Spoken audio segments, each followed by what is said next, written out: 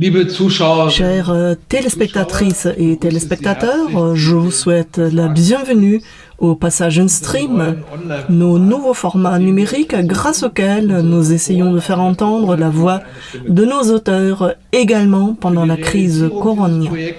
Je tiens à remercier pour la réalisation de ce projet nos partenaires de coopération, la Volksbühne Berlin, Gesnale Zürich et Kunsthalle Wien. Dans le contexte de ce premier passage en stream, je souhaite la bienvenue à Jean-Luc Nancy, notre auteur et ami de longue date qui se trouve à Strasbourg.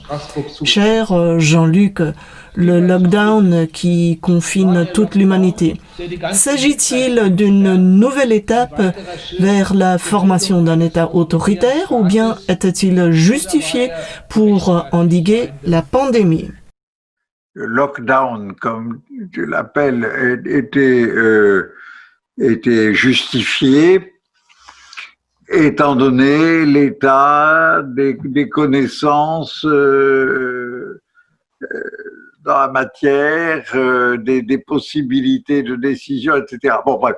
En tout cas, puisque je sais que l'axe de la question porte sur l'état autoritaire, supposé autoritaire, je ne vois absolument aucune marque d'autoritarisme de l'État.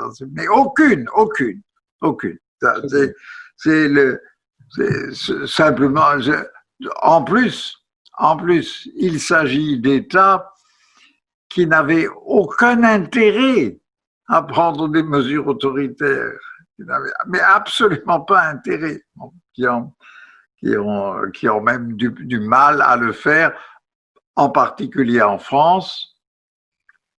Et donc, il me paraît que là, il y a une discussion qui est totalement vaine. Mais totalement. Tu sais, Jean-Luc, que Giorgio Agamben dit qu'avec les mesures prises pour endiguer la crise Corona, on a passé la frontière entre l'humanité et la barbarie. Je crois que... Je sais, mais je crois que l'interprétation de notre ami Agamben est une interprétation qui procède d'un a priori qui est complètement étranger à la situation, qui est l'a priori que l'État moderne ne cherche qu'une chose qui est de créer des situations d'exception et de transformer le territoire entier en camp d'extermination ou au moins en camp de relégation. Bon, je ne peux même pas remonter à la source d'une pareille interprétation. Je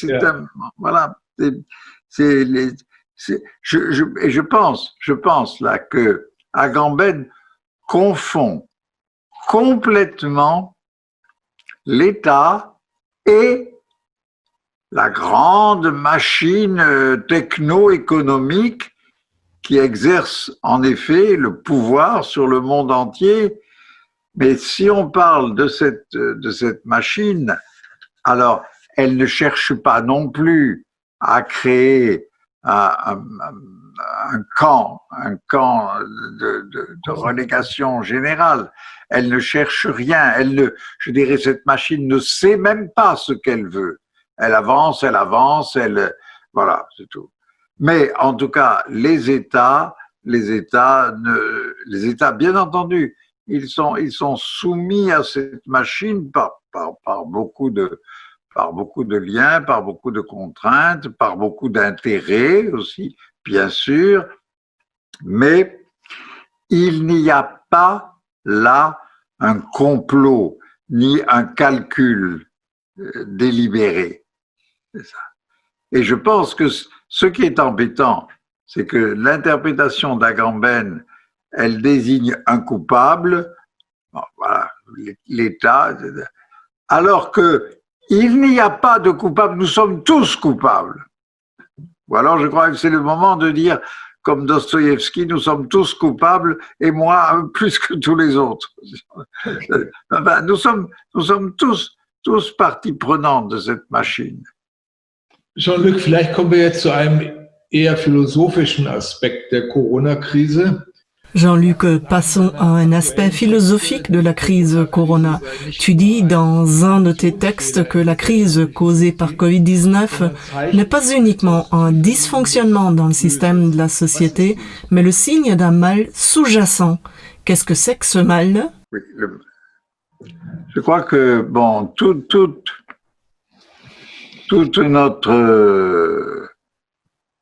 notre histoire et notre civilisation, elle a été habituée à attribuer le mal ou bien à des accidents extérieurs, naturels, alors disons c'est la maladie, ou bien c'est le malheur, plutôt tremblement de terre, bon. Et le mal comme atteinte délibérée, volontaire au bien des gens, c'est-à-dire, pour commencer, à leur vie. Hein. Bon, ce mal, il a toujours été attribué d'abord à certains individus ou certains groupes ayant de mauvaises intentions. Bon, évidemment. Mais maintenant, nous sommes, je dirais peut-être depuis, au fond c'est toujours pareil, je dirais depuis la Première Guerre mondiale. Ça a vraiment commencé là. Nous sommes dans une situation dans laquelle nous nous rendons compte que nous nous faisons du mal à nous-mêmes. Je pense que avec la Première Guerre mondiale, l'Europe a découvert qu'elle se faisait un mal terrible, qui fait des millions de morts à cause de rivalité entre États, d'une compétition à la fois économique, politique, etc. Bon. Et depuis la Première Guerre mondiale, je dirais, ça n'a jamais arrêté. Nous avons toujours, alors bien sûr, l'Europe s'est tellement fait mal à elle-même qu'elle a décidé d'arrêter. Mais comme on a souvent dit, elle a exporté ces guerres à l'extérieur. Alors, c'était toute la longue histoire de la décolonisation. Et l'histoire de la décolonisation, ça a été la démonstration que l'Europe avait fait du mal à l'Afrique, à l'Asie, etc. Bon. Pendant ce temps a eu lieu la grande expérience communiste qui était quand même l'expérience qui était censée redresser complètement les injustices de la société et créer une nouvelle société. Il s'est révélé que la grande expérience communiste avait consisté à faire un mal incroyable à des millions de gens, déportés, à tuer, etc. Et d'autre part, à faire du mal même à la société elle-même, à mettre devant un modèle de société qui n'était absolument pas une société plus juste, qui était une société certes, d'une certaine justice minimale, mais en même temps une société enfermant complètement tous ses membres dans un certain moule. Bon. Et ça n'a jamais terminé. Après, ça a été l'expérience chinoise, la révolution culturelle, etc., ou bien le Cambodge de Pol Pot, en partie, alors dans un mélange des deux expériences, la décolonisation et le communisme, ça a été le Vietnam, la guerre du Vietnam, qui a été formidable moment de crispation complète de la société occidentale contre elle-même. Hein. Et puis, alors, depuis, disons maintenant, surtout depuis les années 80 et 90, nous avons découvert, il est venu au premier plan que tous nos progrès n'arrêtaient pas de provoquer de nouveaux maux, de nouvelles nuisances, que nous détruisons les forêts, nous détruisons l'atmosphère, et que nous sommes en train d'aller sûrement vers de grandes difficultés pour la production de l'énergie, etc. En même temps que, alors il y a peut-être un mélange de causes naturelles dans le changement climatique, mais enfin ça devient indiscernable. Qu'est-ce qui est naturel et qu'est-ce qui est culturel, qu'est-ce qui est technique dans le changement climatique? On peut pas trop le différencier. Mais bref, on pourrait le dire d'une seule formule. On dit, l'humanité moderne, disons même l'humanité depuis la Renaissance, elle était sûre qu'elle était en train d'aller vers une meilleure humanité. Et maintenant, elle constate qu'elle ne fait que provoquer des catastrophes, des problèmes, des injustices encore plus grandes qu'il n'y en a jamais eu. Si bien que il n'est plus possible d'imputer le mal à certains mauvais sujets. Je ne peux pas dire. Bon, alors nous avons eu un système comme ça pour nous arranger l'esprit, où nous avions identifié le mal. Le mal s'appelait Hitler, Staline, après Mao, plus compliqué, Pol Pot, c'est sûr, très mauvais. Et puis aussi, le mal, c'était toutes les formes de dictature et de tyrannie. Donc, tout ce qui a eu lieu en particulier en Amérique latine. Bien. Et puis, maintenant, d'une certaine façon, d'abord, tout le monde se présente comme démocrate. Alors, même si on sait qu'un régime comme celui de la Chine n'est pas très démocratique, en fait, oui. Mais en même temps, c'est la démocratie elle-même qui nous apparaît comme mauvaise. C'est la démocratie qui apparaît comme, ou bien c'est un État trop faible, ou bien c'est un État qui, en fait, est complètement soumis aux impératifs techno-économiques encore une fois, de l'énorme machine qui régit tout. Donc, voilà, nous sommes obligés de dire, mais le mal est là, il est partout, partout. En ce moment, nous parlons avec un très bon outil de conversation à distance, bon, c'est très bien. Mais cet outil est en train d'utiliser une quantité d'énergie dont il faudra bien un jour continuer à assurer la production, même quand il y aura plus de pétrole, par exemple.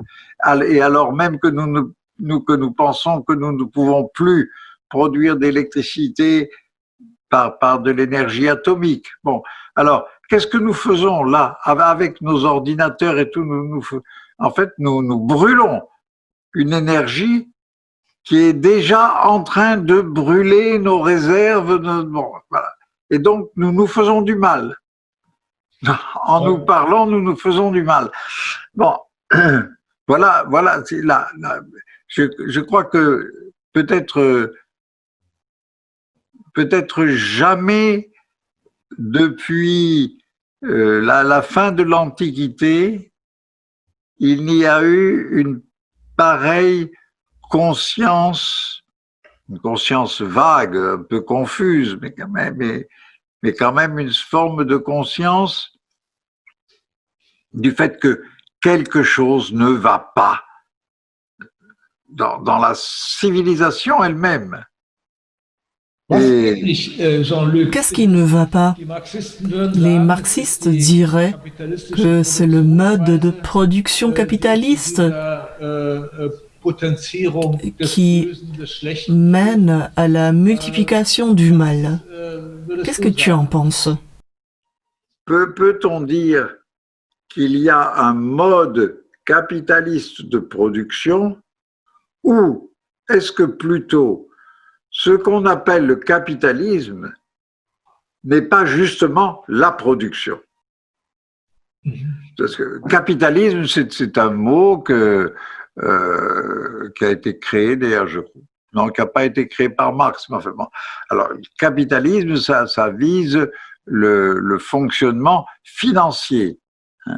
C'est l'accumulation du capital et avec lequel on peut faire de l'investissement. Bien. Mais le moteur du capitalisme, c'est la production. On a inventé l'accumulation de capital et l'investissement et tous les moyens monétaires modernes qui rendent l'investissement plus facile, on l'a inventé de façon à permettre une production, d'abord une production commerciale, et puis, mais qui a été immédiatement liée à une production technique parce que, par exemple, il fallait produire des bateaux de capacité de navigation et de transport suffisante pour transporter des marchandises. Je parle même du tout premier capitalisme uniquement à l'intérieur de la Méditerranée. Bon. Donc, l'idée principale, c'est peut-être plutôt l'idée de production, justement. Parce que l'humanité, on pourrait dire peut-être que jusqu'à à peu près jusqu'à Rome, l'humanité, elle est dans la reproduction. C'est-à-dire, on reproduit ce qui a été comme c'est déjà ce que Platon trouvait impressionnant dans l'Égypte, c'est que l'Égypte avait duré tellement longtemps, des milliers d'années, en reproduisant toujours le même modèle politique, architectural, religieux, social, etc. Bon. Et Platon regrettait que la Grèce semble être tout le temps dans le changement et ne soit pas capable de cette grande pérennité. Et à un moment donné, et c'est ça le monde moderne, c'est ça l'invention du capitalisme, à un moment donné, on produit, il faut faire plus, il faut voilà. Et bien sûr, ça a toujours existé, il y a toujours eu du commerce et du profit lié au commerce. Mais le capitalisme, ça consiste à faire que la production est vraiment le but. Bon, et que donc il faut se donner les moyens de produire plus. Ils ont d'abord les moyens. Par exemple, pendant très longtemps, les moyens du commerce sont restés identiques, surtout des caravanes, par exemple, et des bateaux avec des possibilités de navigation assez limitées quand même. Mais lorsqu'on arrive à la production, alors, par exemple, on invente des bateaux qui peuvent traverser l'océan. Et on découvre l'Amérique. Mais je dirais, on découvre l'Amérique parce que on a cherché à produire une possibilité de de navigation et de commerce plus grande que celle qu'il y avait auparavant. C'est le modèle de l'augmentation, ça, de l'accroissement. L'élargissement permanent de la production en tant que loi fondamentale de la production capitaliste, cela correspond à l'analyse marxiste. Ah oui, oui, tout à fait. Mais ça, je pense que Marx l'a très bien vu, oui, bien sûr.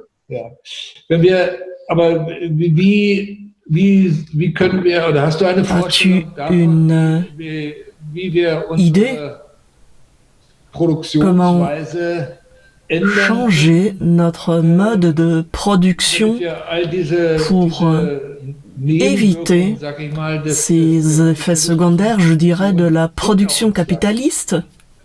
As-tu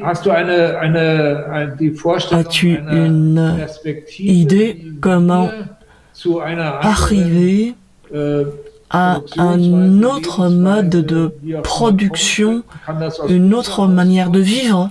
Est-ce qu'on sera capable de développer une telle chose?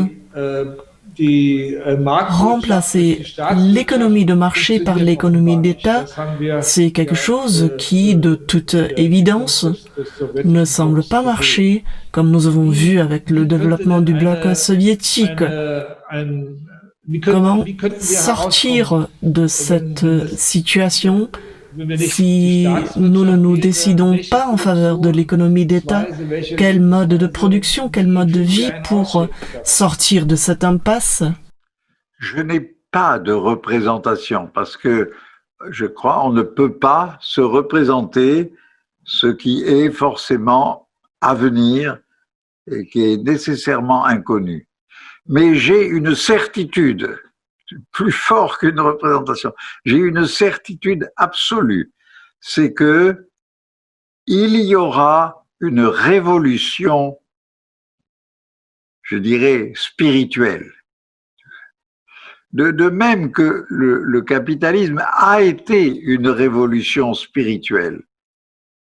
À un moment donné, tout l'esprit,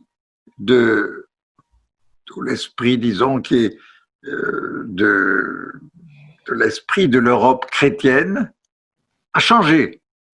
Et qu'est-ce qui change? Il change quelque chose d'énorme change. C'est que là où la valeur suprême était en Dieu, dans l'amour de Dieu, etc., là, la valeur devient ce que Marx appellera l'équivalence générale.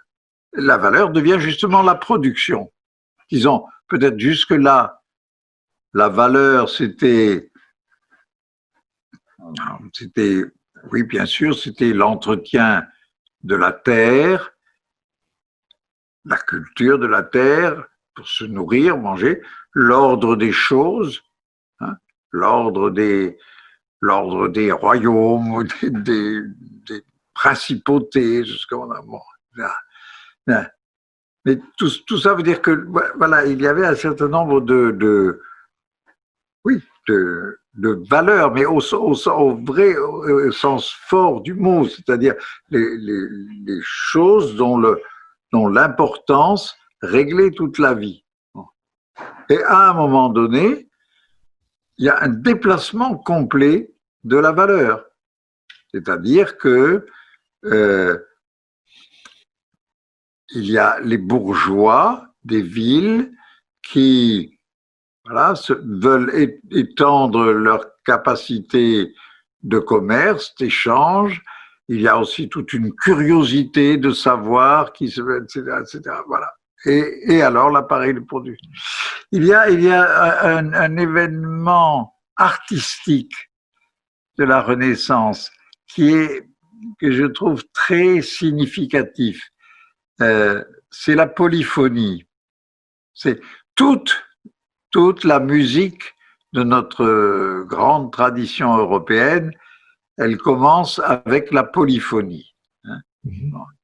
Et la polyphonie, c'est-à-dire la possibilité d'avoir plusieurs voix superposées et donc de faire jouer entre ces voix des rapports de de concordance, de discordance, etc. Cette polyphonie et tout ce qui va avec de la musique tonale, classique, elle est unique. Elle est unique dans le monde. Les autres musiques du monde n'ont pas pratiqué la polyphonie, ou du moins pas du tout de manière comparable. À un moment donné, la musique européenne veut en faire plus. Et évidemment, je ne dis pas que c'est une musique capitaliste, mais d'une certaine façon, on pourrait dire il y a quelque chose de la tentation de la production. C'est qu'à un moment donné, il y a des gens qui ont, des musiciens qui ont écrit des motets pour, je crois, 40 voix. Peut-être même plus, mais en tout cas, je suis à peu près sûr qu'il y a eu des motets pour 40 voix. Et même l'Église interdisait la polyphonie parce qu'on perdait le sens du texte chanté. Dans le chant grégorien, on entend très bien le chant. Avec la polyphonie, non, on entend la musique et les paroles n'ont pas beaucoup d'importance. D'ailleurs, en même temps, on pourrait prendre aussi les changements de l'organisation sociale en général. Le monde des villes, la bourgeoisie des villes, l'autogestion des villes, etc. Bon. Et la naissance de l'État moderne. Tout ça, ça va toujours dans le même sens. C'est-à-dire augmenter les capacités de faire, d'agir, de produire. Il faudra qu'il se passe une transformation spirituelle, si tu veux, analogue. C'est-à-dire, en ce moment, la crise du corona a un intérêt, c'est on a l'impression qu'elle aurait montré que la vie a une valeur absolue. Seulement, justement, ça c'est trop peu, c'est trop pauvre. Nous ne pouvons pas construire une société sur la base du souci de la vie.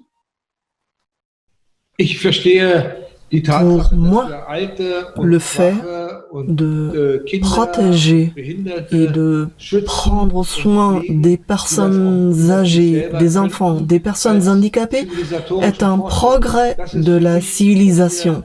Pour moi, c'est le petit acquis que nous avons obtenu dans l'histoire. Oui, mais pourquoi? Pourquoi? Je le ressens comme ça. Aber warum? Warum ist es gut? Faut-il justifier cela? Je retourne la question.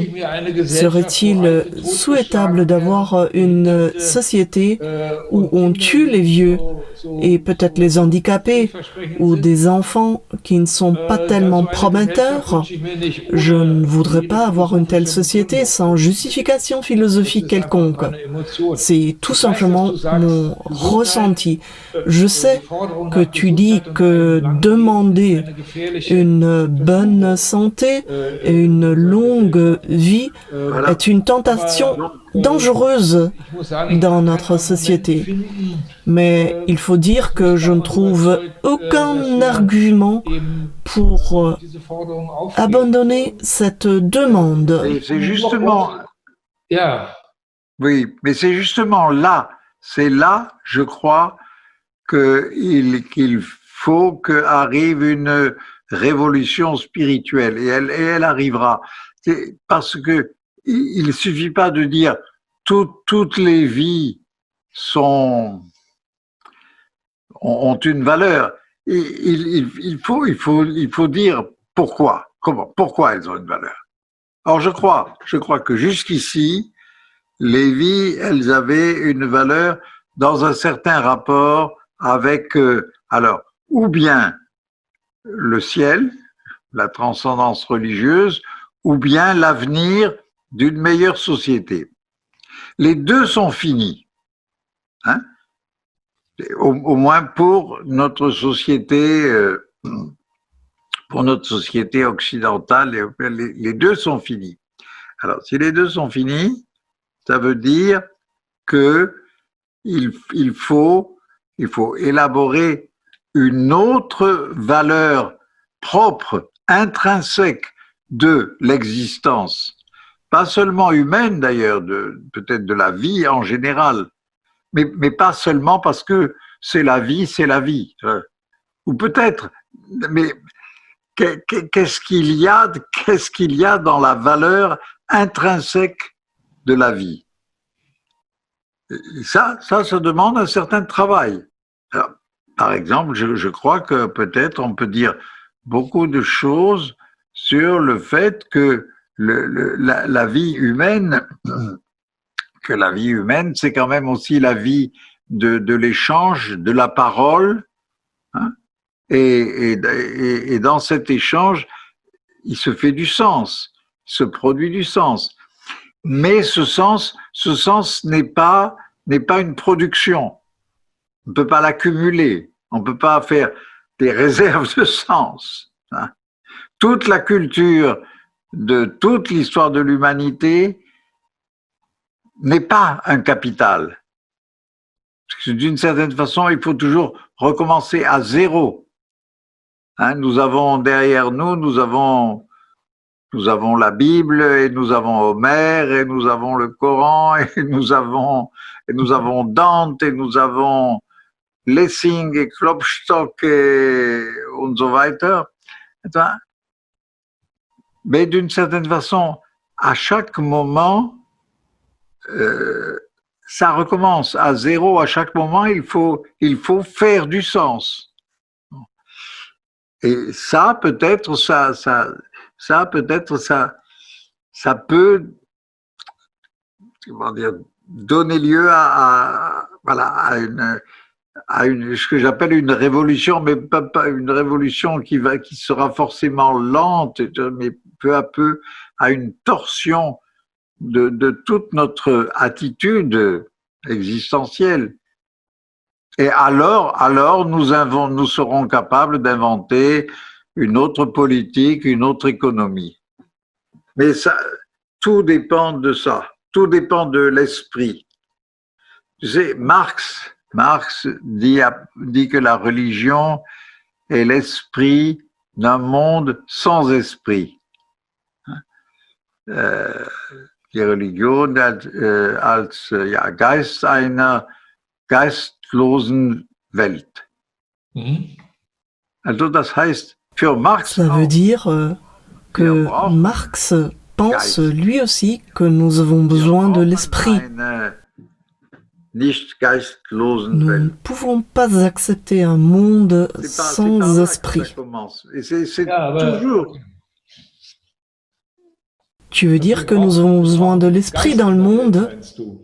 Oui. Wir brauchen Geist. Oui. C'est-à-dire que tu retournes la phrase selon laquelle l'être détermine la conscience. Tu veux une conscience qui détermine l'être. Oui, mais en même temps, aujourd'hui, nous devons avoir un Bewusstsein, une conscience qui est consciente, qui est bewusst, de l'unbewusst. Ja. Parce que nous savons maintenant que nous sommes au milieu d'un océan d'inconscient. Il y a énormément de choses que nous ne maîtrisons pas. Alors, ça s'appelle la finitude.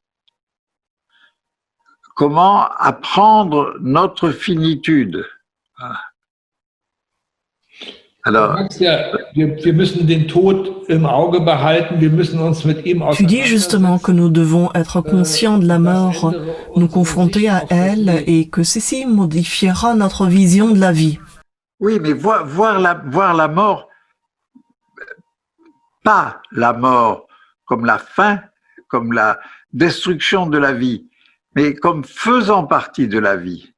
C'est-à-dire, la mort, mettons, ma mort, c'est aussi ce qui fait que une existence singulière, elle est déposée quelque part, elle disparaît mais parce qu'il y en a d'autres qui arrivent, et qui prennent la place. Si imagine une chose horrible, si personne ne mourrait, alors tout le monde serait là, entassé dans une espèce de coprésence insupportable. Yeah. Seulement, voilà, il y a quelque chose qui fait que pour une majorité de gens, je crois, on peut dire oui, une majorité sur la Terre, il y a besoin d'une représentation religieuse, d'une vie après la mort, etc. Bon, alors il faut composer avec ça. Bon, mais la question, elle est bien celle de justement de donner du sens sans Dieu à la mort comme faisant partie de la vie. Tu as une réponse? Pardon? Tu as une réponse à ça? Ça fait ça pour toi? Ça, on peut pas le dire comme ça. Non, je dirais cette réponse, c'est aussi bien une réponse poétique. Attends, je voudrais te lire. Attends, je vais chercher si je peux quitter le mode plein écran. Je vais chercher dans mon ordinateur quelque chose. Alors, je vais te lire un morceau de poème de Conrad Aiken.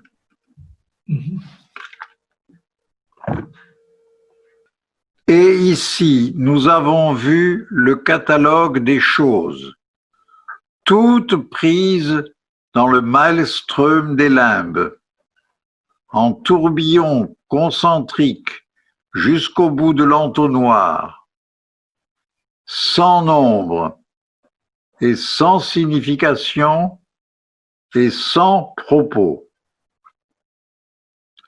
Sauf que le manque de propos porte un nom. Le manque de signification possède un battement de cœur. Et le manque de nombre porte un manteau d'étoiles. Voilà. Eh bien, ça, je trouve que c'est la réponse. Oui, c'est la réponse, si tu veux. Oui. Un grand merci pour cet entretien. C'est